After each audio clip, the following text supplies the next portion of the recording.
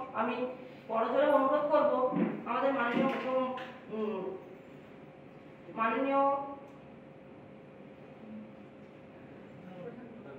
প্রধানমন্ত্রীকে যে জানো।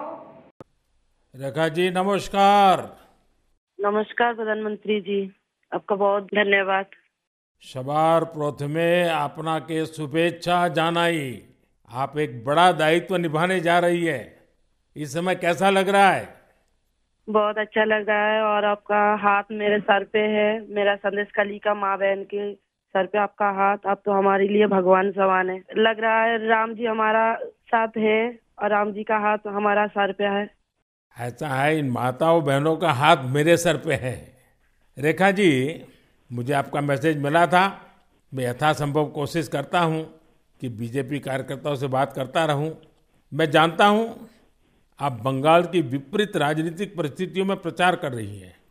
जब आपका नाम घोषित हुआ तो क्या माहौल क्या था, क्या लगा लोगों का? आपको क्या क्या परिस्थितियों का सामना भी करना पड़ता होगा? क्या हो रहा है, मैं जरा पूरा चित्र समझना चाहता हूँ। हमारी साथ जो दुर्घटना घटी थी, हम तो बहुत दुर्भाग्यशाली, हम संदेश कली का माँ बहन नहीं है। पूरा बसीराट लोकसभा का जो माँ बहन है सब एक समान ही अत्याचारी तो हुई है और हमारी साथ जो हुई उनकी तो जेल हुई, ईडी की हाथ चला गया और हम चाहती है उनकी सजा मिले। और हाँ, हमारा इधर जो 2011 साल से वोट हम इलेक्शन नहीं दे पाई, हम चाहती है पूरा सुरक्षा के साथ वोट दे पाए। हम वोट दे पाएंगे, संदेश कली की माँ बहन और भी खुश होगा। और आपका बहुत बहुत धन्यवाद क्योंकि आप हमारे साथ आई। नहीं, मुझे पूरा विश्वास है आपकी बात इलेक्शन कमीशन तक जरूर पहुंचेगी और इलेक्शन कमीशन सभी मतदाता मतदान कर पाए इसके लिए पूरा प्रबंध करेगा। और इलेक्शन कमीशन निष्पक्ष मतदान हो इसके लिए हमेशा प्रतिबद्ध होता है। हम भी आशा करेंगे कि इलेक्शन कमीशन आपकी पीड़ा समझे कि आपने 2011 से आपने वोट नहीं दिया है। तो ये बहुत ही दुखद बात है कि बंगाल में किस प्रकार से सरकारों ने व्यवहार किया है। लेकिन रेखा जी, जब ये आपका नाम घोषित हुआ, आपको चुनाव में कैंडिडेट बनाया, वो जब समाचार मिला तो आपके पड़ोस में अड़ोस में और आप जो इतना बड़ी लड़ाई लड़ी हो, सब में क्या मैसेज गया? सबका कैसा रिस्पॉन्स है? सब लोग खुश है। 2-4 टीएमसी की जो माँ बहन थे उन्होंने विरोध किया, उन्होंने अभी मान लिया और उन्होंने भी फिर से हमारे पास मैसेज, वीडियो कॉल से मैसेज भेजा। उन लोगों ने जो किया सो वो तो टीएमसी की बुलाने पर किया है, उन्होंने जोर जबरदस्ती करवाई गई है और नहीं होगा। जो किया है उनके लिए उन्होंने माफी मांग रही है। तो हमारे कोई उनका ऊपर कोई दुश्मनी नहीं है क्योंकि वो हमारे माँ बहन, हमारी भाई बाप है। हम तो सबके लिए लड़ेंगे क्योंकि उन्होंने हमारे लिए लड़ रही है, हम उनके लिए लड़ेंगे। जो जमीन, जो सम्मान लौटाया जाए इसके लिए पूरा कोशिश करेंगे। रेखा जी, अभी जो मैं सुन रहा हूं आपको, मुझे लगता है कि भारतीय जनता पार्टी ने आपको उम्मीदवार बना करके बहुत बड़ा काम किया है।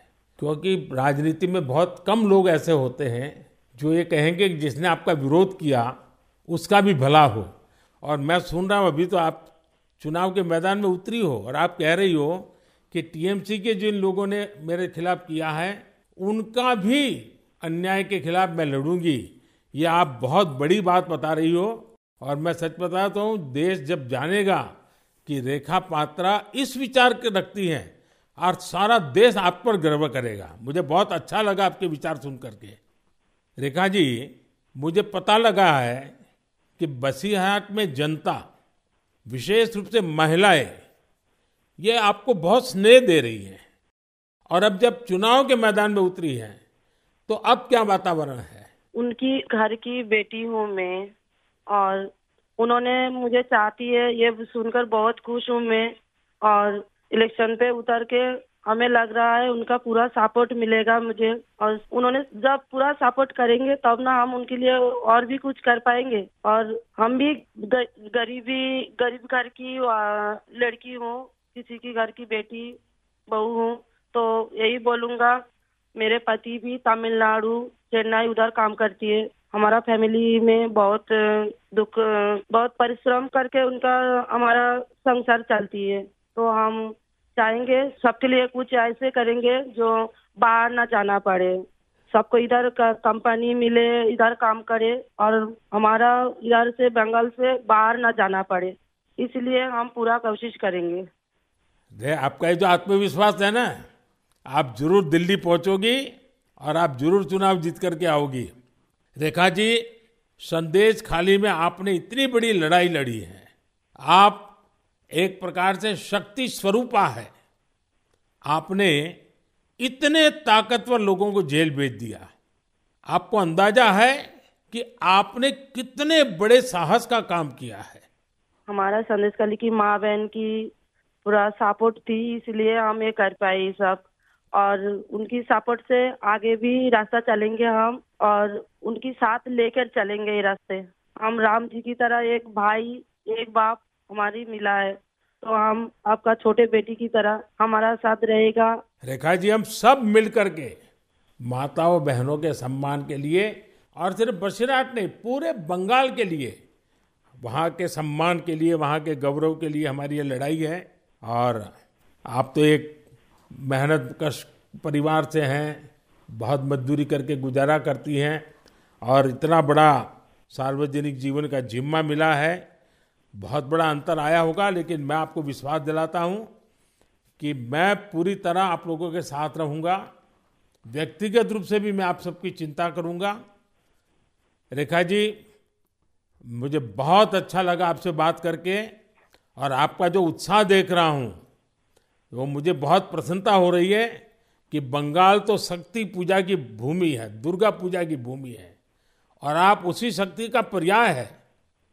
आप जिस मेहनत से, जिस हिम्मत से काम कर रही है, वो बड़ी बात है। संदेश खाली की महिलाओं की आवाज को देश के सामने उठाना ये कोई सामान्य बात नहीं है, और आपने जो साहस दिखाया है वो देखकर लग रहा है कि इस बार बंगाल की नारी शक्ति विशेष रूप से हमें आशीर्वाद देगी, बंगाल की उज्जवल भविष्य के लिए आशीर्वाद देगी। मैं जरूर कहूंगा कि जितना हो सके पश्चिम बंगाल के लोगों के बीच केंद्र की बीजेपी सरकार के कामकाज की बात जरूर पहुंचाइए। और अभी वहां जिस टीएमसी पार्टी की सरकार है उससे तो लोग बहुत परेशान हैं। बीजेपी सरकार की कितनी ही योजना हो, वहां टीएमसी सरकार लागू ही नहीं होने देती। आप लोगों के बीच जाकर ये भी बताइए कि कैसे वहां की टीएमसी सरकार की योजनाओं में करप्शन कर रही है, और अपना करप्शन छिपाने के लिए केंद्र सरकार की योजनाओं के नाम भी बदल देती है। पार्टी का एक एक कार्यकर्ता आपके साथ है, और मेरी आपको बहुत बहुत शुभकामनाएं हैं। सर, हमारा संदेश खाली में तो अभी 2011 से वोट चोरी कर रहा था ना, चुराए जा रही है, तो किसी की पूरा शादी नशा से वो वोट दिए जाती, तो आज ये दिन ना देखना पड़ती। हम लोग भी चाहती हैं पूरा शादी नेता के साथ हम वोट दें, और हमारी माँ बहन की सम्मान रक्षा करे, और ये भाई बहन जो भाइयों को उठा के मारा जा रही है, ऐसे नहीं ना मारा जाए, ये पूरे तरीके से हम देखेंगे।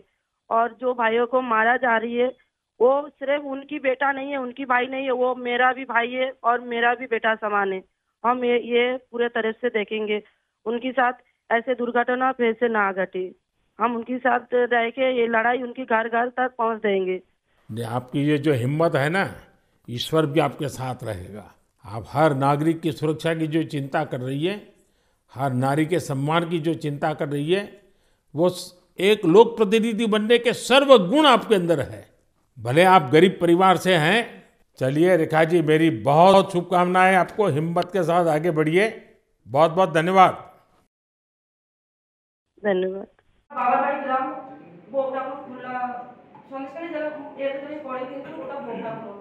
আমার বাবার বাড়ি থেকে আমি আমার যখন থেকে জ্ঞান হয়েছে আমি দেখেছি যে আমার বাবারা বিজেপি করে, এবং মাটির ঘর, মাটির দেয়াল ছিলেন, দেয়াল আগে থাকতেই গোবর মাটি দিয়ে ভালো করে সুন্দর করে পরিষ্কার করে, আমরা যেটা ছচ মাটি বলি বাংলা ভাষায়, সেটাই করে রাখতেন। শুধু বিজেপির অপেক্ষা করতেন যে বিজেপি কবে আমাদের দেয়াল দিতে আসবে, কবে দিয়ে এই পদ্ম ফুলের নামে একটা পদ্ম ফুল আমার দেয়ালে কবে ছাপবে বিজেপি, সেই অপেক্ষায় থাকতেন। তারপরে আমরা যখন আমার বিয়ের পরে আমি শ্বশুরবাড়িতে যখন এসেছি, শ্বশুরবাড়িতে সেই একই জিনিসই দেখেছি, কিন্তু সেই একই জিনিস দেখার ভিতরে ছোট্ট একটা পার্থক্য ছিল। সেই পার্থক্যটা হচ্ছে টিএমসি নামে, শেখ শাহজাহান নামে, মুখ্যমন্ত্রী নামে কিছু কলঙ্ক সন্দেশখালীর বুকে ভোট চুরি করতেন এবং সাধারণ মানুষকে তাদের মতো তাদের স্বাধীনতাভাবে ভোট দিতে দিতেন না। আগামী 2011 থেকে আমি দেখছি যে ভোট ওনারা চুরি করছেন। তবে এবার আমার মনে হচ্ছে এই 2024-এ সেটা মায়েদের স্বাধীনতাটা ফিরে আসবে। মায়েরা এবং আমার বয়স্ক যে বাবা এবং সমবয়স্ক যে ভাইরা আছে তাদের মুখ দেখে মনে হয় তারা এবার স্বাধীনতা ফিরে পাচ্ছে এবং স্বাধীনভাবে ভোট দিতে পারবেন। আর আমি ভোটটা দেওয়ার জন্য আমি বড়জোরে অনুরোধ করব আমাদের মাননীয়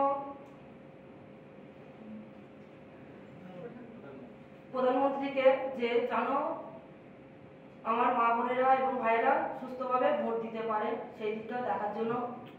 2011 সালের বিধানসভা থেকে 2023 সালের পঞ্চায়েত পর্যন্ত আপনারা কি ভোট দিতে পেরেছিলেন? ভোট দিয়েছেন? একবার ভোট দেননি? না, পারিনি। কি অবস্থা ছিল? খুবই ভয়ঙ্কর অবস্থা ছিল।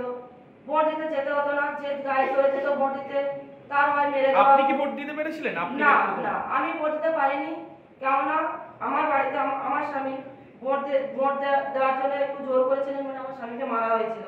আমার স্বামীকে প্রচন্ডভাবে মারা হয়েছিল। আমরা দিন মজুরি আমার স্বামী কাজ করেন এবং আমাদের সংসারটাও খুব স্বল্প উপার্জনের মধ্যেই চলে। তো সেখান থেকেই আমরা তো 2011 থেকেই আমাদের এরকম পরিস্থিতিতে আমাদের দিন কাটছে। আর আমি তো ভোট দিতে পারিনি, আর আমার আশেপাশে যে মা বোনেরা আমি লক্ষ্য করেছি তারা ভোট দিতে পারিনি, কেননা ভোট দিতে হতো না, ওনাদের কর্মীরা গিয়ে ভোট দিয়ে নিতেন। কারণ আমাদের ভোট দিতে গেলে যদি একটা ভোট যদি বিজেপিতে পড়ে যায় ওদের মাথার উপরে বাজ পড়ার মতো সমস্যা হয়ে যাবে। ওই জন্য আমাদেরকে বুথে যাওয়ার জন্য অনুরোধ থাকতো না, আর বুথে যাওয়ার কোনো অনুরোধ মানে ওনাদের পক্ষে ওনাদের এর থেকে আমাদের কোনো আদেশ থাকতে না। বাড়িতে বসে থাকুন, বাড়িতে এসে আমরা খালি রেখে দিয়ে চলে যাবে, আপনাদের ভোট হয়ে গেছে, আপনারা যেতে পারেন। বলছি, প্রধানমন্ত্রী যখন আমাদের রাজ্যে এলেন তখন সন্দেশখালীর মা বোনেদের সঙ্গে কথা বলার একটা কথা ছিল, কিন্তু সেই মতো বিজেপি থেকে বলা হয়েছিল যে দেখা করিয়ে দেওয়া হবে। আপনারা অনেকেই দেখা করতে পারেননি প্রধানমন্ত্রীর সঙ্গে। দেখুন, আমার দুর্ভাগ্য, আমি দেখা করতে পারিনি। কিন্তু আমার যে দিদি এবং বোনেরা দেখা করেছেন, আমার সৌভাগ্য যে ওনারা দেখা করতে পেরেছেন, আমি দেখা করতে পারিনি, সেটা আমার দুর্ভাগ্য। তবে এখন মাননীয় প্রধানমন্ত্রী আমাকে টিকিট দিয়েছেন, আমি চেষ্টা করবো ওনার সাথে যোগাযোগ করার জন্য। আমি ওনার সাথে দেখা করার জন্য আমি খুব আগ্রহের সাথে আছি।